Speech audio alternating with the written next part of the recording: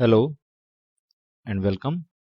In today's video, we will study some examples of GCD, means Greatest Common Divisor, an important result of GCD, and then some remarks. Okay, we start with an example. The first example is find the GCD of 256 and 1166. Okay, now by division algorithm we can see that this 1166 can be written as 4 times 256 plus 142. Here R1 is actually 142, which is of course non-zero. So we will continue for 142 and 256. So 256, this process is explained in the theorem in the last lecture. You can see, okay, this 256 can be written as 1 into 142 plus 144. Again, here R2 is equal to 114, which is not equal to 0. And now we will continue. This 142 can be written as 1 into 114 plus 28. And here 28 is also not equal to 0. So we continue, and when 114 can be written as 4 times 28 plus 2. And now we continue, 28 can be written as 2 times 14. So here remainder is 0, means R is 0. So this means this 2 divides 256 as well as this 2 divides 1166, as it was explained in the theorem in the last lecture.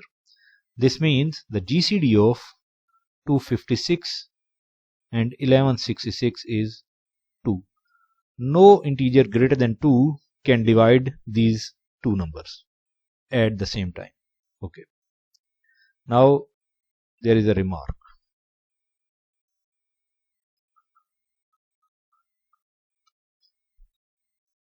From the above example,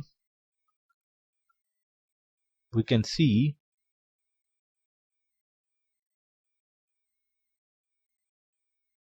that 2 can be written as 114 minus 4 into 28 by this equation.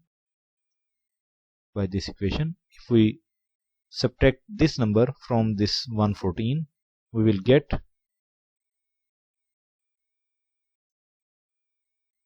2 is equal to 114 minus 4 into 28.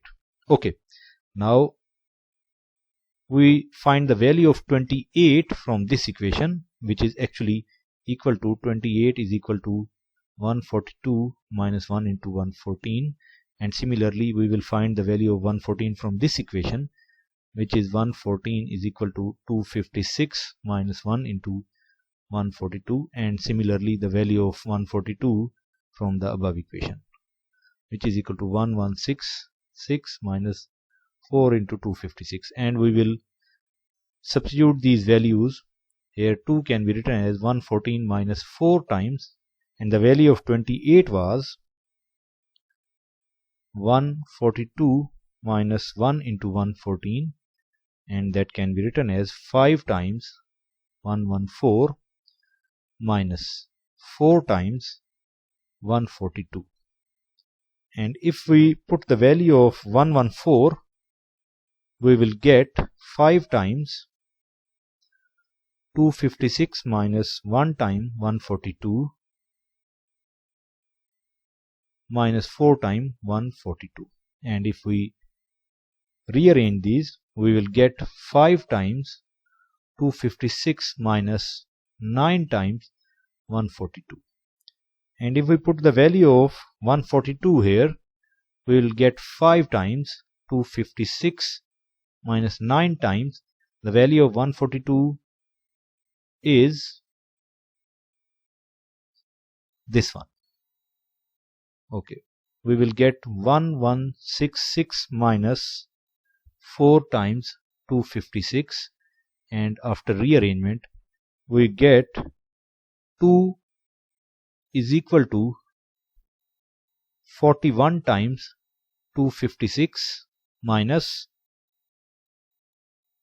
9 times 1166. If we take x is equal to 41 and y is equal to minus 9, this 2 is equal to x times 256 plus y times 1166. Actually, the purpose of this remark is to show that the GCD of numbers can be written as the linear combination of the numbers whose GCD is this. So this is showing that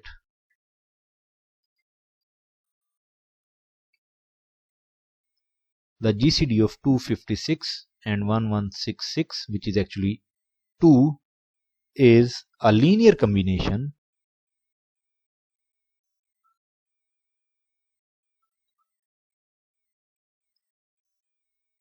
of 256 and 1166. So we can prove a theorem which is actually explained in the remark. The statement of theorem is, let A and B be any integer at least one of which is non-zero,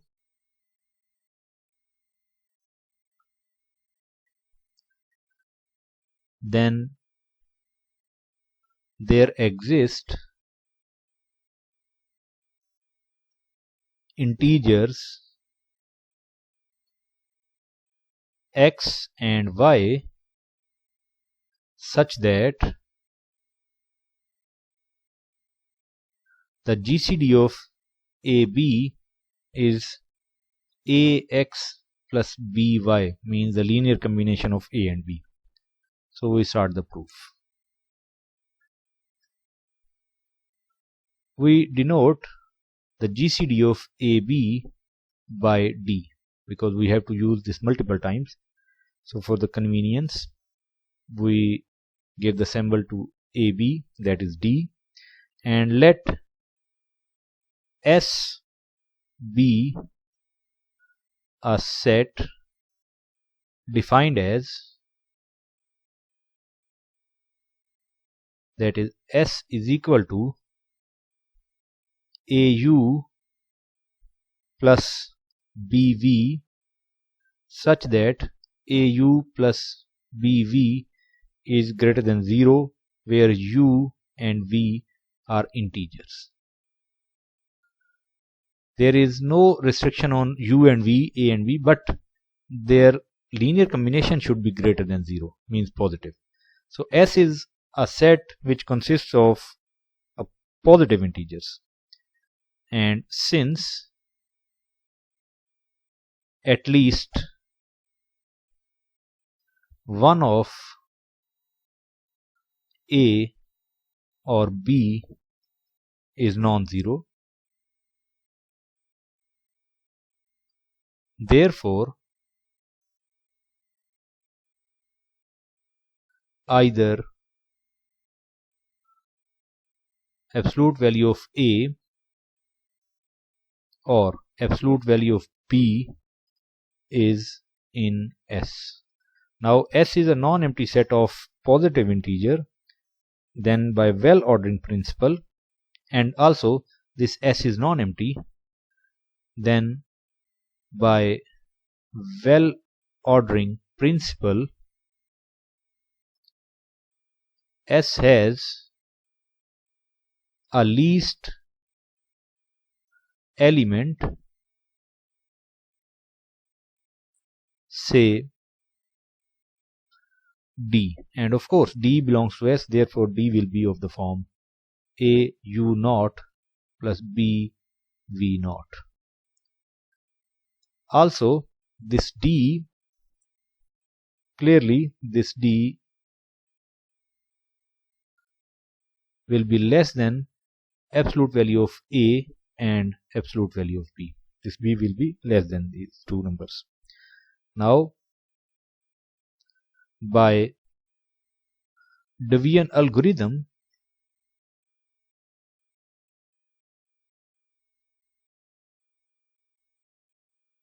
on absolute value of A and D, we can see that the absolute value of A can be written as dq plus R, where this R is greater or equal to 0 but strictly less than D. Okay. If we take this value to the left of the equation, then R will be equal to mod of A minus dq. And because the value of mod of A by the definition can be written as plus minus A minus q, and now the value of D, which is the least element of set S, is A u naught plus B v naught from this equation. Okay. Now after rearrangements, we can find that A into plus minus 1 minus u naught q plus minus v naught and B. Of course, this is greater than or equal to 0 because it is equal to R, and we know that R is greater or equal to 0. And is of the form AU plus BV. We can see that this R is of the form A into some integer plus B into some integer. So this element is of the form AU plus BV, and all elements of this form belongs to the set S. This means R belongs to S, and R is less than D. So we can see that this is a contradiction, but D is the smallest such element or smallest element of set S. So how an element which is less than D belongs to S? So this is contradiction. And there is only one possible for R is to be 0. So this R is equal to 0. And when this R is equal to 0, if we put this value of R in here, we get the absolute value of A is equal to dq, and this means this D divides absolute value of A, and this means D divides A. Similarly,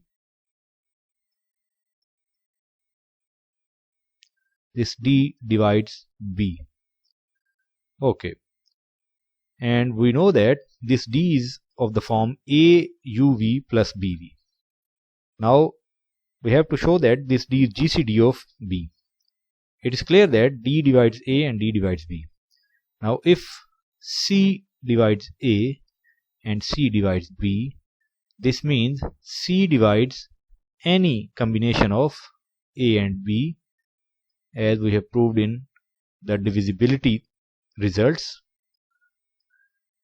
If C divides AU plus B, AU naught plus BV naught, and we know that AU naught plus BV naught is D, this means C divides D.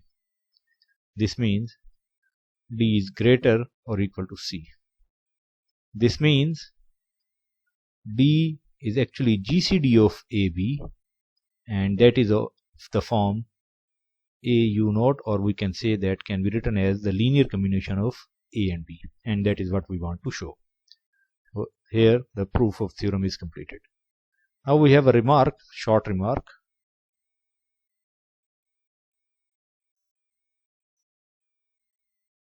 For any integer a and b, d is equal to ab if and only if d is greater than 0. Of course, d divides a, d divides b, and if there is other common divisor of a and b, then this c divides d. Okay, that's all about this video. See you next time.